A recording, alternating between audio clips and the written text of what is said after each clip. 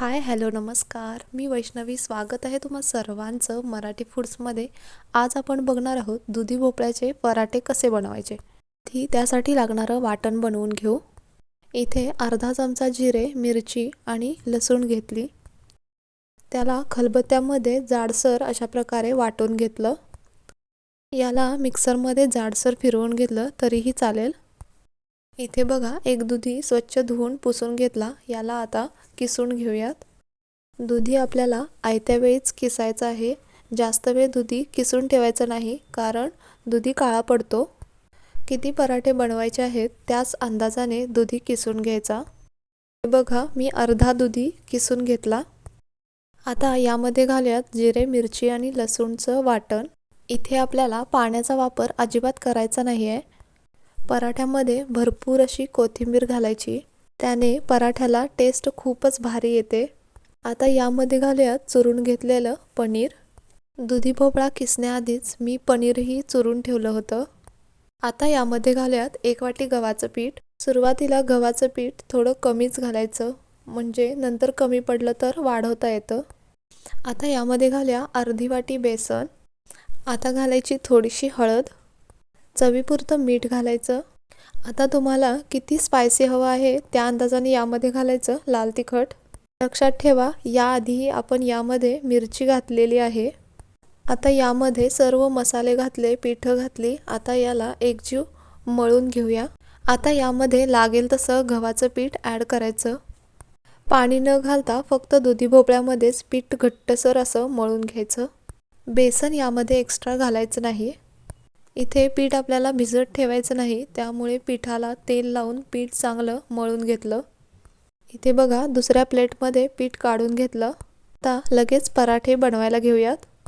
इथे चपातीला घेतो तसाच मीडियम साईजचा गोळा घेतला. त्याला अशा प्रकारे पिठामध्ये घोळवून घ्यायचं. आता याची पुरीच्या आकाराची गोल चपाती लाटून घ्यायची.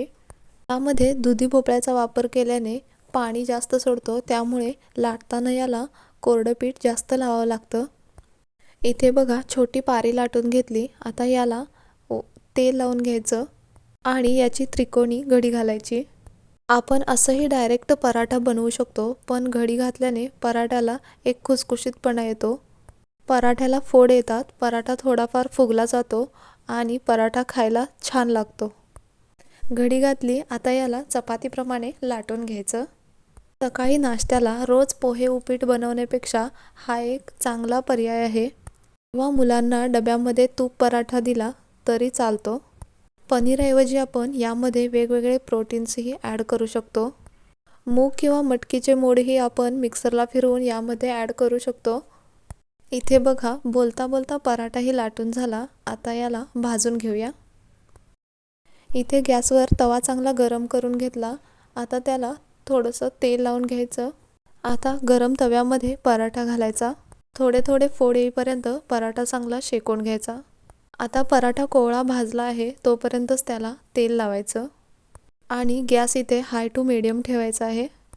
आता दुसरी बाजू परतून घेऊन त्या बाजूलाही तेल लावून घ्यायचं. चपाती, पोळी किंवा पराठा कोवळे असतानाच त्याला तेल लावलं तर लवकर भाजले जातात आणि त्यामुळे जास्त वेळ मऊ राहण्यासही मदत होते. इथे बघा, पराठा छान असा आलटून पालटून शेकून घ्यायचा. जर तुम्हाला सकाळी हेवी नाश्ता करायचा असेल तर दही पराठा हा एक उत्तम पर्याय आहे. इथे पराठा भाजून झाला. आता याला काढून घेऊया. आता अजून एक पराठा अशाच प्रकारे भाजून घेऊ. इथे बघू शकताय काय मस्त पराठा दिसतोय, एकदम खुसखुशीत. जेवढा दिसायला छान दिसतोय तेवढाच खायलाही अप्रतिम लागतो. एकदा रेसिपी नक्की ट्राय करून बघा आणि रेसिपी कशी वाटली कमेंटमध्ये नक्की कळवा. जाता जाता चॅनलला लाईक, शेअर, सबस्क्राईब करायला मात्र अजिबात विसरू नका. भेटूयात नेक्स्ट व्हिडिओमध्ये. तोपर्यंत धन्यवाद.